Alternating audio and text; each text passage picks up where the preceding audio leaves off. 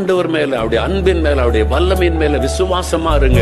என் இயேசு வல்லமை உள்ளவர், அவர் என்னை கைவிட மாட்டார், அவர் எனக்கு அற்புதம் செய்வார், அவர் என்னை நடத்துவார் என்ற விசுவாசம் உள்ளவளாயிருங்க. சூழ்நிலைகள் சில சமயத்துல மாறாக தெரியலாம், பயப்படுத்துகிற சூழ்நிலையாக காணப்படலாம். ஐயோ, இவ்வளவு பெரிய கடன் பிரச்சனை ஆயிற்று, நான் அதிலிருந்து வெளியே வர முடியுமா? உங்களுடைய கடன் பிரச்சனை காட்டிலும் இயேசு ஐஸ்வர்யம் உள்ள தேவன், அவனால விடுதலை கொடுக்க முடியும். இவ்வளவு பெரிய வியாதி வந்துட்டு இந்த வியாதி சுகமாகுமா, இனி அவ்வளவுதானே என்று கலங்குறீங்களா? இயேசு அந்த வியாதி சுகமாக்க வல்லமை உள்ள ஒரு தேவன். இத்தனை வருஷம் ஆச்சு, எனக்கு குழந்தையே இல்லை, இனிமே எனக்கு குழந்தை பிறக்குமா, அவ்வளவுதான் நீ கலங்குறீங்களா?